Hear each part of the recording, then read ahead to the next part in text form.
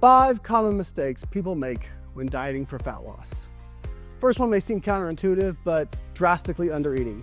A lot of people, when they are starting out a diet, they are very gung-ho, they want to lose weight really quickly, and so they cut their calories way down. And that may work for a time period, but typically what happens is people end up getting really hungry, they try to push through that, and then they end up drastically overeating and kind of undoing whatever they just did. So it's okay to want to be a little bit aggressive, but go at a pace that's sustainable for you. Something that you can continuously execute on a daily basis. It's going to make it more sustainable. It's also going to make it so that you learn what you can integrate into your lifestyle so that once you lose the weight, you can continue to implement those behaviors and habits and keep the weight off. Whereas if you're just crash dieting as fast as possible, you're not really learning anything other than how to just be really hungry for a period of time. Second one is ignoring macros. Obviously, your daily calorie intake is the most important thing, but macros matter too, especially protein. Satiety tends to be very food specific, but overall, in general, protein tends to be more satiating than carbohydrate or fat. There are some caveats to that, but in general, protein tends to be more satiating. It also has a higher thermic effect of food, meaning it takes more calories for you to expend to actually get the calories out of protein than it does for carbohydrates or fats. And protein helps with lean mass retention, which is very important in order to keep your long-term basal metabolic rate at a healthy level. And in studies, people who retain more lean mass are less likely to regain body fat. So it's important from that perspective as well. Another mistake people make is they are weekday dieters and they don't worry about it on the weekends. They are very strict during the week, and then on the weekends they just kind of do whatever, and they're shocked that they can't lose weight. They say things like, I ate in a calorie deficit and I couldn't lose weight.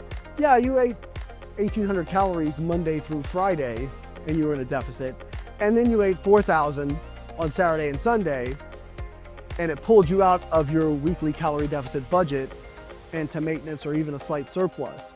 And so you're confused, but it's kind of like if I had a budget of $1,000 of spending for the week and I did so good Monday through Friday and I only spent $100 each day for a total of $500, and then on the weekend I spent $300 on Saturday and Sunday for a total of $600, well, guess what? I was good Monday through Friday, but I still went over my budget. It doesn't matter that it was the weekend. And so the same thing applies with dieting. Inaccurate tracking is another thing.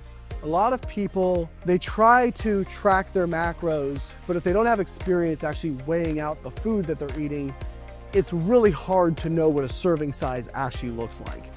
And in fact, in research studies, we see every single population underreports. Obese people tend to underreport the most. They underreport their calories by about 50%. Normal weight people will underreport their calories by about 30%. And even dietitians who are experts underreport their calories by 10%. Now, I don't think that that's necessarily people trying to lie. I think that people just don't really have a good idea of serving sizes. So if you've ever weighed out a serving size of 2 tablespoons of peanut butter, and if you scoop it out, you'll probably see that those 2 tablespoons end up being about double what you would expect that peanut butter would weigh. Or if you want to be depressed, weigh out a serving of ice cream or a serving of cereal, and you will probably be shocked by how small those servings actually are. So unless you've had the experience of weighing out and tracking every single thing you put in your mouth for a period of time, I think it's really hard to estimate, and I think that's where a lot of people get crossed up. They think they're eating a lot less calories than they really are.